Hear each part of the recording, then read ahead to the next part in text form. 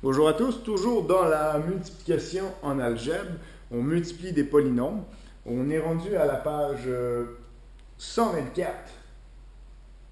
Donc je poursuis la multiplication. Remarquez ce qu'on a fait avant dans les capsules précédentes. On multipliait toujours un terme avec un autre terme.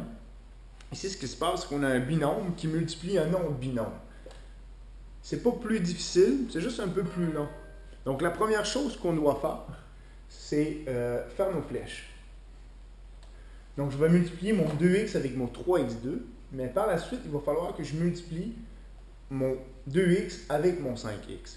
Par la suite, je vais multiplier mon 1 avec mon 3x2 et mon 1 avec mon 5x. Donc, je vais avoir 4 opérations à faire. C'est-à-dire, c'est comme si je faisais 2x multiplié par 3x2. Et ensuite, je vais venir y additionner. Je vais venir d'additionner mon 2x qui multiplie mon 5x. Et ensuite, je vais venir additionner mon 1 qui va multiplier mon 3x à la 2. Et finalement, mon 1 qui multiplie mon 5x. Donc, je commence ça. Comment est-ce qu'on fait pour multiplier? On l'a vu dans la capsule précédente. On multiplie premièrement les coefficients, les chiffres qui sont situés devant la lettre. 2 multiplié par 3, ça fait 6. Par la suite, on additionne les exposants des lettres qui sont identiques. Donc ici, j'ai x tout seul, c'est pareil comme si j'avais x à la 1. Donc 1 plus 2, ça fait 3. Donc je suis à 6x3.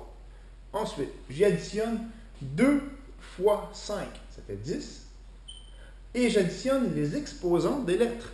Donc quand j'en ai pas, c'est pareil comme si j'avais 1. Donc 1 plus 1, ça fait x2. 10x2. Ensuite, je multiplie mes chiffres. 1 fois 3, ça fait 3. Et mon x2, il est tout seul, il reste tout seul. Et finalement, 1 fois 5, ça fait 5. Et mon x est tout seul. Est-ce que je peux additionner ces trucs-là? La réponse est non.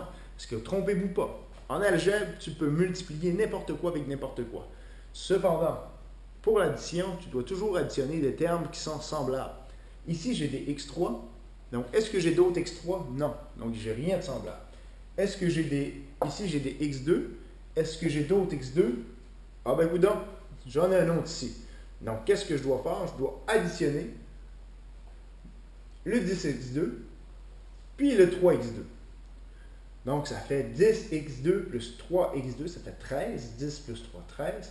x2, quand j'additionne, les termes restent semblables. Ils ne bougent pas. Donc, ça reste des x2.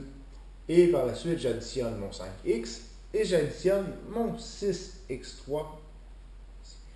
Donc, ici, dans ma dernière équation, là, je n'aurai pas de surprise. J'ai tous des termes qui sont différents.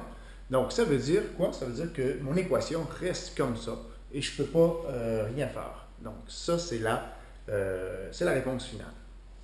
Ça a de l'air gros, mais souvent en algèbre, ça reste des grosses équations comme ça. Donc, un petit rappel, qu'est-ce qu'on fait avant que je ferme la caméra?